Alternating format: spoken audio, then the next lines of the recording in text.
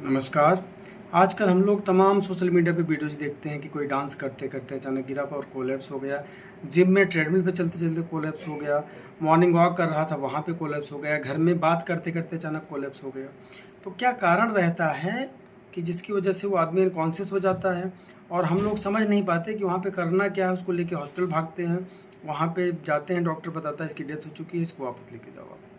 तो वहाँ पे हमको कैसे पता करना है कि उसको प्रॉब्लम क्या हुई है और हम ऐसा क्या करें जिससे उसकी लाइफ को सेव किया जा सके। उसी ट्रेनिंग का नाम है बेसिक लाइफ सपोर्ट, जिसमें एक टेक्निक का यूज़ करते हैं जिसको बोलते हैं CPR, कार्डियो पल्मोनरी रिससिटेशन। अब उसको कब करना है, कैसे करना है, उसी के बारे में आज जानेंगे।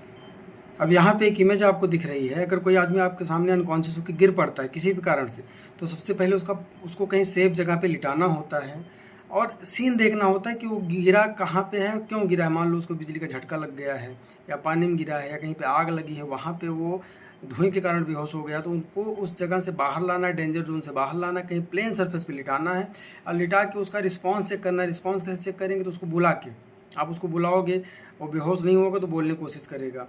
उसके बाद किसी को मदद के लिए बुला लेना है या एम्बुलेंस को कॉल करना है कि वहाँ पे मेडिकल हेल्प की ज़रूरत लगेगी, तो दूसरा आदमी उन चीज़ों के पीछे लग जाएगा।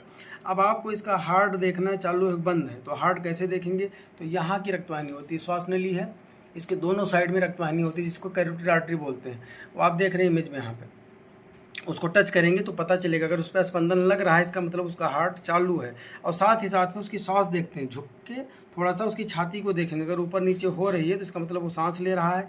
यहाँ पे अगर स्पंदन लग रहा है इसका मतलब उसका हार्ट भी चालू है। तो वहाँ पे कुछ नहीं करना है, मरीज को जल्दी जल्दी लेके अस्पताल तक पहुँचना है। अब ये हार्ट का एक एनिमेटेड वीडियो दिख रहा है कि हार्ट पंप कर रहा है तो पूरे शरीर में ब्लड भेज रहा है, बंद हो गया, पूरे शरीर का ब्लड बंद। तो इसमें सबसे बड़ी प्रॉब्लम क्या होती है, अगर ब्रेन को सप्लाई मिलनी बंद हो गई तो ब्रेन डेड हो जाएगा आदमी। अगर हार्ट चालू भी हो जाएगा तो ब्रेन से मर जाएगा। इसके लिए वहाँ पे हमको CPR जल्दी जल्दी चालू करना होता है। तब पहले आपने इमेज में देखा कि अगर दोनों चीज़ें चालू हैं तो वहाँ कुछ नहीं करना है, लेकिन अगर वहाँ पे लगा कि ये स्पंदन नहीं लग रहा है, मतलब ये बंद है, तो हमको तुरंत CPR चालू कर देना। CPR कैसे करना है उसके लिए देखिए, इस इमेज में पहले देखिए कि हाथ प्लेस कहाँ पे करना है। जो नीचे एक बोन हिलती रहती है आपको चेस्ट के नीचे, जहाँ से पेट चालू होता है, उस पर 2 उंगली रखनी है, उसके ठीक ऊपर हाथ का तलवा रख देना, पाम एरिया रख देना है और इस पोजीशन में बैठना है। पूरा एल्बो एकदम सीधी रहेगी, इरेक्ट रहेगी जो कोहनी है हाथ की। और यहाँ से फिर कंप्रेशन चालू करना है। कंप्रेशन कैसे करना है वो मैं उस वीडियो में आपको दिखाता हूँ।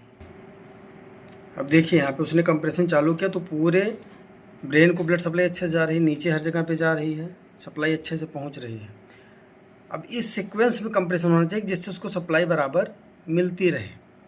इसमें अगर हमने गड़बड़ किया तो सप्लाई, डिमांड और सप्लाई में डिफरेंस हो जाएगा, जिससे उसको जो नीड है, ब्लड की रिक्वायरमेंट हो, नहीं हो पाएंगे।